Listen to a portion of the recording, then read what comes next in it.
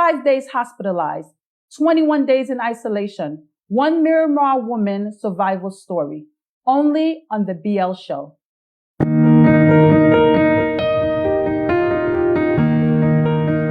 I felt like my body was crashing. I felt like I didn't have control over the situation and basically over what's going on. So that basically led me to the hospital. Don't tell Haitian Barron that the threat of COVID-19 is being overblown. A week after her ordeal with the virus, the 28-year-old emergency room registered nurse is only now beginning to feel like herself again. I was sick for a total of 14 days, and the CDC recommendation says 14 days quarantine. I'm assuming that that's the virus lifespan. So I honestly think you should take precaution because you'll be able to protect yourself and you'll be able to protect everyone else around you. Haitian lives in Miramar and works at a regional hospital in the most chaotic medical room environments. On March 15, 3 days after she encountered an ER patient, she started to feel out of sorts. My symptoms actually started off with a very high fever, 103.8. I started having body chills. I basically later on had headaches. I developed a cough later on when I was in the hospital, but mine was mostly fevers and body chills. My whole body was just aching. I couldn't move. As the nation was just starting to learn more about coronavirus, Haitian was experiencing it and soon after to be isolated from everything she knows and everybody she loves. The first person I reached out to was my husband, more because of the fact that, like I said, he was the one around me the whole time. I wanted to let him know, hey, this is what's going on. And on top of that, the baby was around us. I felt like he should have known first because he was there from day one when I got sick. Eventually, I told my mother and my father, because my mother was also around me when I was sick. She actually took time off to actually come and take care of me because I couldn't take care of myself when I was sick, and also to take care of my son. So basically my husband, my family, and then, my job was aware of the fact of what's going on after I got admitted in the hospital. The earliest days, I can honestly say it was hard, more because of the fact that I was in a lot of pain. I basically felt helpless, hopeless, because I really couldn't do anything about what was going on. I heard that my son got sick. That made me feel even worse from the position that I was already in. Little by little, her symptoms faded. Over the course of 3 weeks, Haitian began to recover. By this week, she was mostly feeling like herself again. With COVID-19, there is sickness and isolation, but there is also uncertainty. Haitian and COVID-19 have now parted ways, but the memory of that experience is still fresh, and she feels compelled to share it with others as a warning. Welcome back. Before we meet Haitian, I want you to subscribe to this channel right below. Now let's meet this extraordinary Haitian American woman, Haitian. Welcome to the BLShow. How are you? Hi. Hi, thank you for having me. Honestly, we should be thanking you and just really thanking God that you are in our presence today. Thank you. So we know that you were off to a regular day's work at the ER, and just tell us what happened. Basically, it was just like you said, a regular day in the ER, and around that time, there wasn't too much how do you say?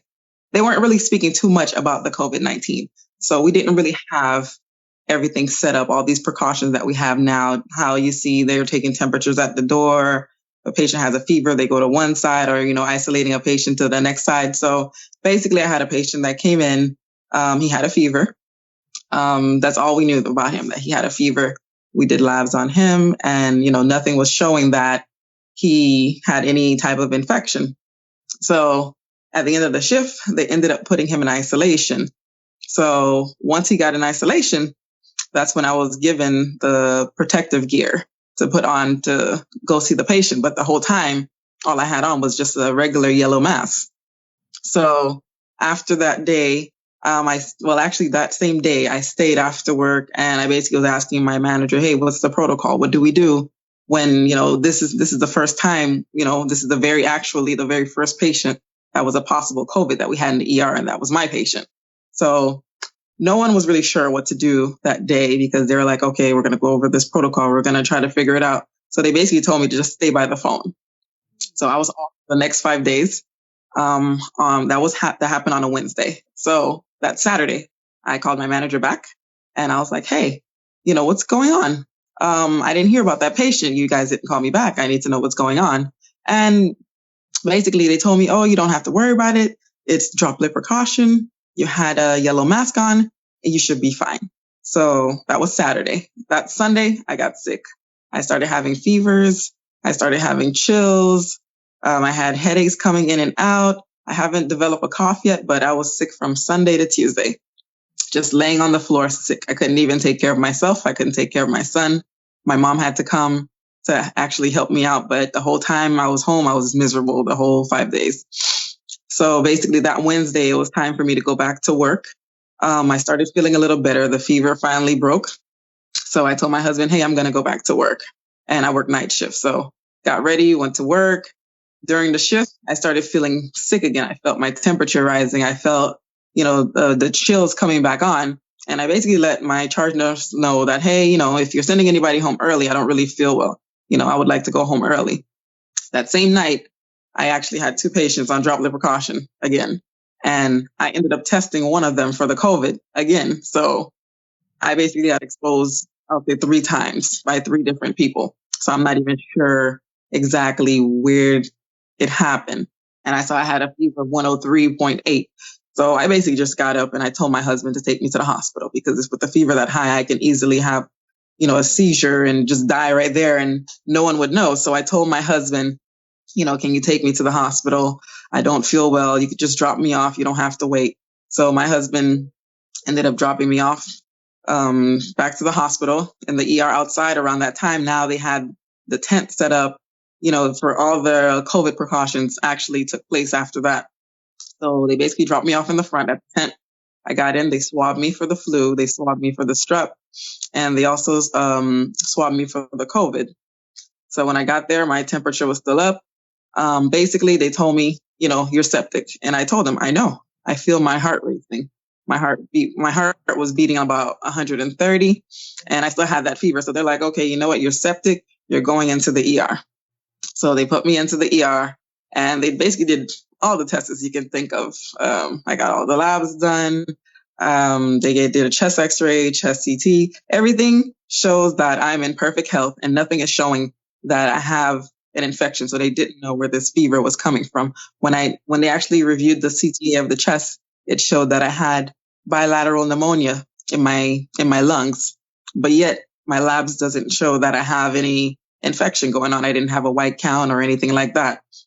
That's where they came to that conclusion that, oh, she probably has the COVID. So they ended up admitting me. They ended up putting me in isolation. So the second day in isolation, towards the end of my day shift nurse shift, around 6:45, that's when she told me, hey, your test results came back for the COVID and you tested positive for the COVID.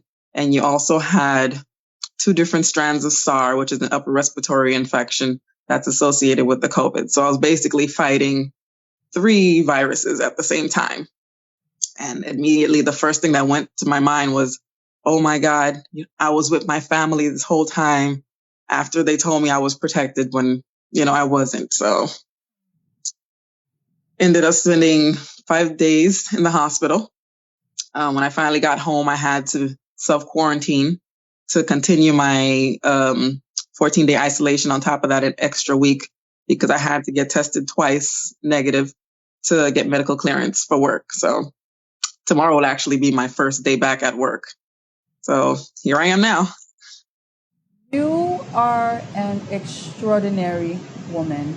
I mean, I truly salute you. The fact that you are actually gearing up to go back to work, it just shows the determination, the character, and the power that lies within you, right? Because when I first saw your video, you were laying on your back and you were doing the video, and I said, oh my God, this woman has a whole lot of courage. And although you had not shared a lot of information, but when you talked about breastfeeding, and I said, oh my God, she has a child at home. So with taking all of that in consideration, during the time you were in isolation, did you ever think, oh my God, this may not turn out good for me? You know what? The whole time I was in isolation, I was not even thinking about myself. I was so concerned for my son because he spent so much time with me when I was sick. I was still breastfeeding and everything because this whole time I just thought that I had the flu. And even though, you're sick, you can still breastfeed. So this whole time I thought, it was just the flu. It's nothing to worry about. I was just concerned about my son the whole time. And I was just praying to God that he did not get the virus because I was miserable. I had body pain the whole time. I had a fever. I developed this bad cough with the pneumonia, and I really didn't want my son to go through any of what I was going through because I know, he's a baby. He was only 7 months around that time, and it's not like he can voice pain. So I wasn't even concerned about myself. I was just more concerned about my son. Wow. During that time, did you find that you were going through times of discouragement because of how you contracted the virus? To be honest, yes. I really felt like, my employment let me down in a way because of the fact that I didn't feel like at the moment my situation was taken, seriously, because the first response was stay by the phone. And the second time when I reached out, they basically told me, oh, it's droplet. You were protected. You were fine. I didn't feel like, I was protected in the way I should have. And that did discourage me a lot because I really had this. I sat in that hospital bed in isolation, can't see my family. This is my first time in a hospital. And this is basically what was just going through my head. It was just, how did I get here? And who did I possibly affect being in here? It was just a lot going through my mind. And I did find myself in a dark place while I was in isolation. Well, tell us a little bit about the process of actually getting your family members tested, because as you stated over and over, the whole time there, you were thinking about your baby boy, you were thinking about your family members that had, connected with you from leaving the hospital. So tell us about that process. It was actually a difficult process because I called my director and I told him, I'm positive. Does my family need to be tested? And he basically told me, yes, your family needs to get tested. So I called my husband and I let him know, hey, since you and my mom were the one around me, you guys need to get tested. And the baby, they ended up taking him to a children's hospital. So initially, when they first got there, they basically turned him away because of the fact that they were not having any signs, symptoms, no fever or anything. They were basically asymptomatic at the moment. So they basically turned him away. So I ended up calling my director again and letting him know, hey, they did not test my family. It doesn't make any sense. Why are you turning these people away when there was somebody that was positive in the house that was around these people that probably exposed them? So eventually they had to come back again and get tested again because now the director basically addressed the fact that, hey, this is so-and-so's family member. She tested positive for the COVID and they need to be tested also. So with that, my mom and my husband ended up getting tested. And when it came to my son getting tested in the children's hospital, same thing with him because he wasn't showing any signs or symptoms. They basically told my husband, you don't have to bring him in because he's asymptomatic. So my son actually ended up getting tested when he spiked a fever. So I come to find out later on that he did not have a low grade fever. He actually spiked the fever as high as I did, 103.5. And that's why my husband ended up rushing him to the hospital and he got tested that same morning. Wow. Now you are an ER nurse. And yes. You were laying in the hospital. And this was the response for your family. What do you believe is happening to others right now? To be honest, I don't know.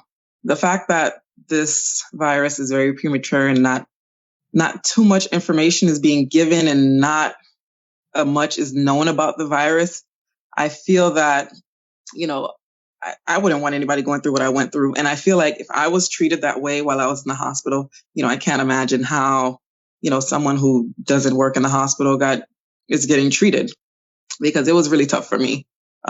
People were actually afraid to come in the room because from what they saw in the media, they basically associate COVID with death. So they think if you have the COVID virus, you're going to die. So a lot of people avoided coming in my room.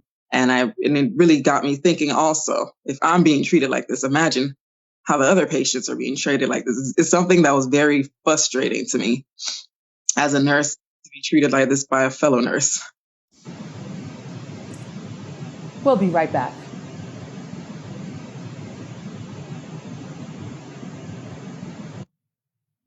Hi, I'm Councilwoman Mary Esme Irvin.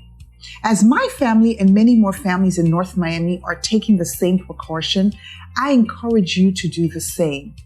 This is one way to be a good neighbor. Please continue to be calm but vigilant. The coronavirus, also known as COVID-19, has heightened our senses on the way that we interact with those around us. Customary greetings have now become an awkward pause. Do we air hug or do we blow kisses? Elbow and ankle dabs have replaced the handshake and the pat on the back. Regardless of what new classy or trendy dance move you may be using to say hello, we must adhere to social distancing. Although uncomfortable for some or cool for others, let us adhere to Mayor Carlos Jimenez County Ordinance to limit our crowds to 10 or less. We hope this will reduce, if not eliminate, the possibility of transferring COVID-19. Yes, we are distant from others, but we can find creative ways to still communicate. Others are using FaceTime and Instagram Live and WhatsApp and other social media platforms to communicate and to keep you informed. According to the Center for Disease Control and Prevention, older adults are at a greater risk of contracting COVID-19. Also affected are people with a weaker immune system. So what are some of the symptoms, you may ask? Fever, coughing, shortness of breath, persistent pain and pressure in the chest. If you show any symptoms of COVID-19, please seek immediate medical attention. This list is not at all inclusive. Please consult your medical provider for any other symptoms that are severe or concerning. To protect yourself, wash your hands consistently. Cover your mouth when coughing. Avoid close contact. Avoid touching your eyes, your mouth, nose. Also, disinfect frequently touched areas. Although your elderly population and those with weak immune system have a higher rate of contracting COVID-19, we must all take an active role in protecting each other during this pandemic. I basically, when I got out of the hospital, I had like a lot of fresh air, because when I was in that hospital, the air conditioner was running 24/7 and it wasn't helping me with my pneumonia due to the fact that when I'm in there, the cold air is going, I'll take a shower, I'll come out in the cold, and I needed some fresh air. So when I got home, kept all the windows open throughout the whole time of the isolation. I've only drank room temperature water because I felt like the cold would just aggravate my cough and just make it worse. My mom, she gave me a lot of tea, all the leaves you can think of. She was making it, I was drinking it. I felt like the hot fluid did help when it comes to clearing my throat. And I did feel like it did help when I was coughing up the phlegm from the pneumonia. I only kept eating things that are hot because I felt like the cold just aggravates everything. They sent me home with antibiotics that I was supposed to take 2 times a day, but I actually ended up taking them 1 time a day, and then I had to refill it due to the fact that the azithromycin antibiotic that they're using in the hospital, there was actually a shortage. So when you actually went to go fill out your prescription, it'll say 2 times a day for 10 days is the amount, but the pharmacy would actually give you 6 pills and you would have to refill it every time. So I ended up just taking, 1 a day just to try to make it last, because I was actually getting much better when I was at home. So I didn't feel like I had the need to take all of those antibiotics, because at the same time, it was actually upsetting my stomach. What I didn't do, I did not take the hydrochloroquine, which is that medication, that malaria and lupus medication that the CDC says is recommended to take for the COVID because it showed positive results in China. I did not take that medication when I got home. I actually took it one time, which was the first night when I was in the hospital, and it actually made me feel worse than I did when I first got there. So from that night until I was discharged, I told them I'm not taking that medication. So I actually just only took the antibiotics and the fluids that was given. You have to stay hydrated when you're taking these medications. I actually still felt dehydrated, even though I was drinking like 6 water bottles a day. I was still dehydrated. I had the dry mouth, had the dry tongue, but you have to keep yourself hydrated, even though you don't feel that need or don't feel like you're able to drink water. You have to stay hydrated because when you're dehydrated, your body's much more vulnerable on top of the fact that you're already sick. So I just really just kept it simple. That in showcasing what happened to you, you said that this is a warning. And so I really want to give you the opportunity to warn the listeners about the virus and what you believe that they should be doing in order not to contract this virus. Well, everyone just needs to actually protect themselves. Nurses also. I'd really advise that, just take precaution going into every room because this virus is very, tricky because many people are asymptomatic to it. So you can be a carrier of the virus and don't even know that you have it because you're not having any symptoms. But the person next to you probably don't have it and don't know that. You might give it to them and they might have a worse effect with the virus. So everyone's immune system is very different and the virus isn't being contracted to everyone the exact same way. So you have to literally protect yourself and protect other people. So when they state about social distancing, like I advise people to actually pay attention to that and actually do it because you have to protect yourself. If you don't care for yourself, at least protect the person next to you. Absolutely. Absolutely. How's your son doing? He's actually doing much better. Like he got better before me. Now, did they say anything about that because he's a baby, that his immune system was able to fight it off much quicker than yours? That's actually what I was told by the children's hospital because, he's younger, he has more energy. So they basically treat it like the flu for him. So when he was in the hospital, they just medicated him with Tylenol and they also sent my husband home with Tylenol. And they basically told him to just monitor his temperature. And if he does have a temperature, medicate him with the Tylenol. But my baby's a trooper. After 5 days, he felt better. Any last words, Heron? My last word would be take precaution when you go out on the street. Take precaution at work because like I said earlier, you don't know who's the carrier. And hopefully this pandemic ends and we can go back to our regular lives. But for the time being, take precaution. If you feel like you need to wear a mask, wear a mask. I know some places are advising that it's mandatory to wear a mask.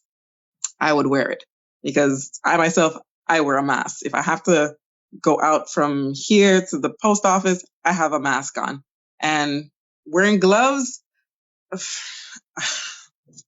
I don't recommend wearing gloves because gloves carry so much bacteria. So I would go out in the public and I would see people wearing gloves and not realizing how they're actually spreading it worse. So like, let's say if I have my glove on, I touch my phone, I touch the doorknob, I touch my car door, I touch my steering wheel, then I take my gloves off and start driving. I'm basically spreading everything. I don't advise people to go out in public and wear gloves. Thank you so very much. We're just so happy that you were able to pull through this virus and you're here to tell the story and to really give all of us some words of wisdom.